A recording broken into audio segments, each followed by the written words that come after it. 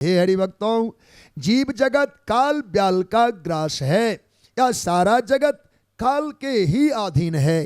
काल के मुख से ही इसकी यात्रा होती है। हम लोग प्रायः प्रायः देखते हैं, इतना गंभीर सूत्र का यहाँ निवेदन किया गया है। बरसात के दिनों में खेत में घूमने वाले जो लोग हैं, उनको प्रायः यह दृश्य देखने को मिला होगा। हम लोगों ने तो देखा है। कैसा दृश्य है? खेत में जब पानी लग जाता है, धान का फसल किसान बीजते हैं, लगाते हैं, तो उसमें पानी लगा होता है। उस समय बरसाती दिनों में मेढक का तो मानो साम्राज्य हो जाता है। मेढक टड़टड़ाता रहता है, पानी में छलांग लगाता रहता है। तो सांप मेढक को पकड़ने के लिए घात लगाए रहता है। जहां मेढक कहीं फुदकते दिखा तो पीछे से उसके पैर को पकड़ लेता है। अब मेढक की आज़ादी गई, सांप ने उसके पंजे को मुख में डाला।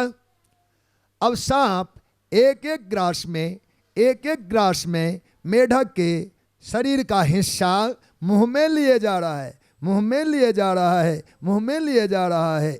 मेढक सांप के भोजन के रूप में मानो निगला जा रहा है। लेकिन स्थिति बड़ी विचित्र है। सांप के मुख में मेढक है, और मेढक ने क्या पाया? सामने कोई मच्छर उड़ता आया। जहां मच्छर उड़ के आया, मेढक ने फट उसको मुख में डाल लिया। विचित्र बात। मेढक को इतना ज्ञान तो होना चाहिए कि मैं स्वयं मृत्यु मुख में हूं, अब किसी पर मैं बुरी दृष्टि डालना मेरे लिए ठीक नहीं है। संतोष कर लेता, मेरे खाने से भी क्या मैं लंबा जी पाऊंगा? चूंकि मुख में तो आधे जा चुका हूं, शेष ही बाकी है। तो अब नहीं तो थोड़ी देर से ही जो जीवन जाने पर है, तो किसी को खाना कोई उचित बात है। पर मेढक विचार नहीं करता।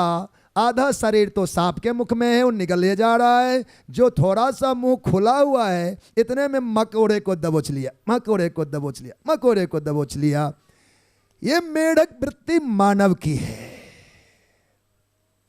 या मानव कभी भी इस बात पर विचार नहीं करता कि जिस दिन से जन्म हुआ, आखिर एक पैर कहाँ गए, एक दिन कहाँ गया, एक साल कहाँ गए, 20 साल कहाँ गया, 60 साल कहाँ गए।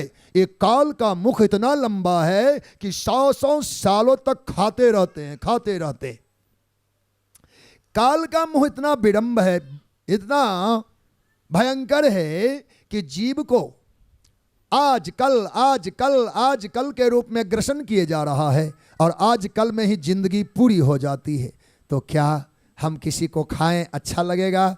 किसी का खाएं अच्छा लगेगा? न्याय से जीवन यापन करें, किसी के हक हिस्से पर में हावी ना हो, किसी का धन मारे नहीं, किसी का धन गवाए नहीं, किसी के धन चुराए नहीं, किसी के हक, उनके जीवन के सुख सुविधाओं पर आघात ना करे, चूंकि हम स्वयं काल के अधीन हैं। इतना ज्ञान भागवत जी के माध्यम से जीव को हो जाए तो क्यों किसी के अहित का हमारे मन में विचार आवे। काल ग्रसित जीव यदि संतोष कर ले, क्यों मैं किसी का बुरा करूं? चूंकि मैं स्वयं काल के अधीन हूं, तो उसकी भलाई उसी क्षण उसी पल में हो जाता है। बोलो भक्तवत्सल भगवान की जय।